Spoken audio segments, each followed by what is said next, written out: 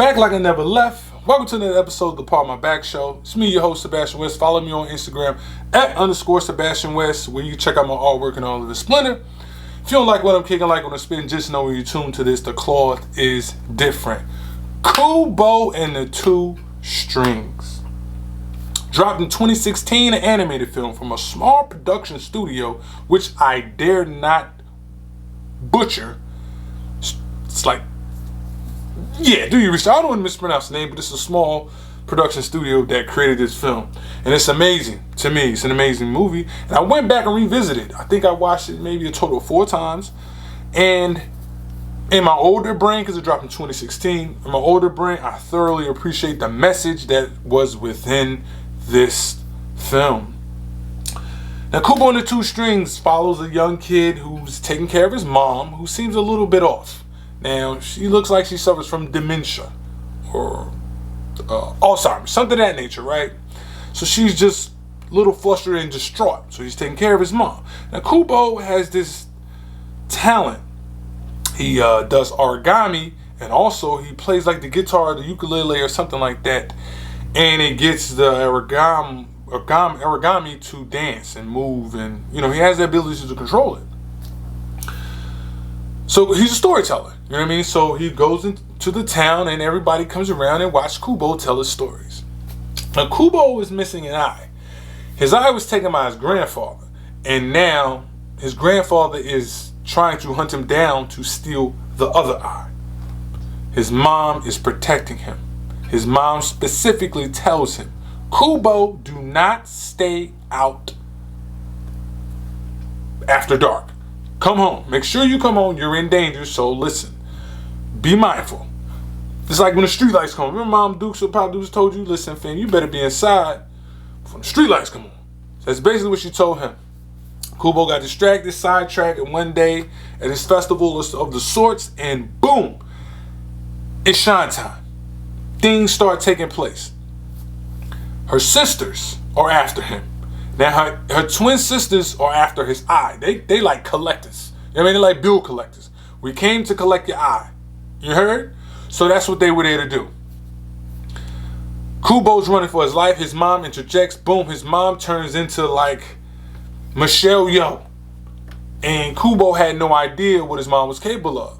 So his mom used the last bit of her magic to get Kubo to abscond. She used it. He flew away. Reached safety, his mom disappears. Kubo wakes up to a talking monkey. Yes, you heard me. He wakes up to a talking monkey. The same monkey Kubo had in his pocket, carried along, is now walking and talking. Shortly thereafter, Kubo kind of puts 2 and 2 together that is his mom. Now, they're traveling to help Kubo get these 3 things that he needs to fight his grandfather, which is the sword, the armor, and the helmet. He needs these 3 things to fight off his grandfather. They possess some sort of power, so he needs them so he's strong enough to fight his grandfather. So they meet this dung beetle, right? They meet this dung beetle who the voice of the dung beetle is Matthew McConaughey. He did a dope job, and the voice of the monkey is Charlize Theron, who did a heck of a job as well. So they meet this monkey, and immediately he's hilarious, right? And they have some sort of bond between this monkey and this beetle that was noticed from the gate. It was noticeable. Now they're bickering back and forth. Kubo, they have to go like across the sea, trying to figure out how to get across the sea. Kubo starts to play his little ukulele. Next thing you know, his origami turns into this boat. Off to the races. In the midst of the travel, they meet the sisters pop up. One of the sisters pop up to collect the eye. Mom Dukes fends the sister off. They get away, and they make it to safety. Oh, I forgot to mention the scene where they get the sword. So the first scene, they meet the beetle, and then they get the sword. They get the sword from this tall skeleton, like this. They rumble this tall skeleton, and you get the sword. So you get item 1. So now they're trying to find the armor.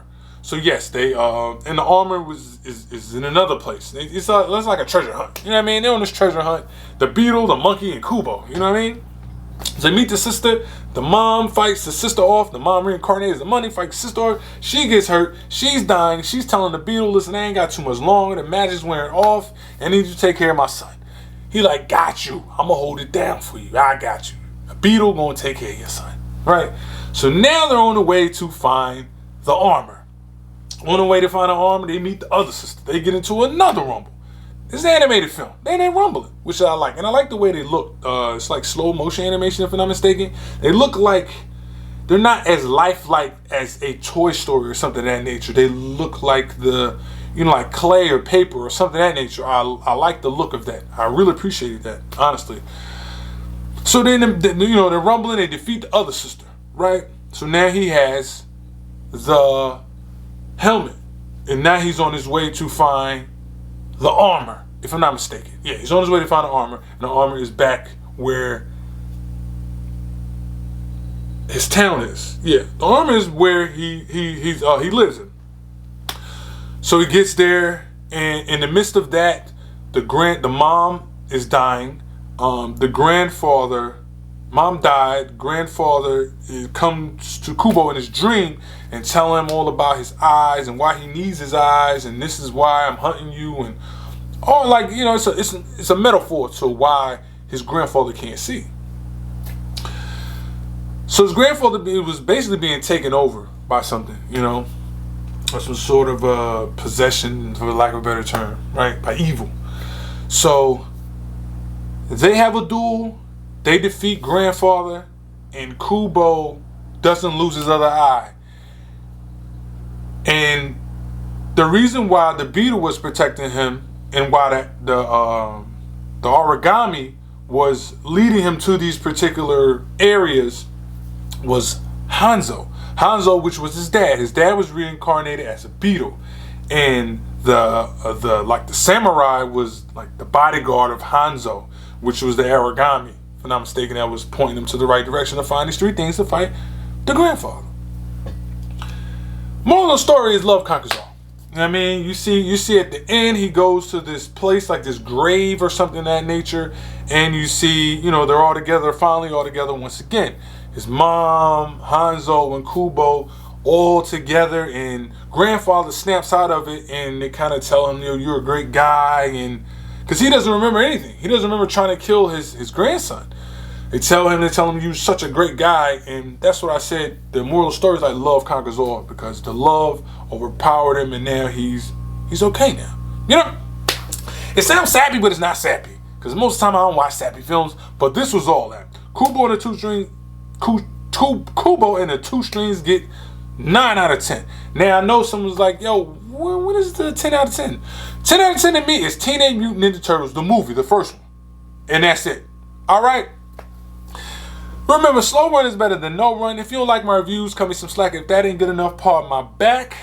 What's meant for you ain't gonna miss you. Last but not least, let all things be done decently and in order. I'm up out of here. Oh, don't forget, like, share, subscribe. Salute.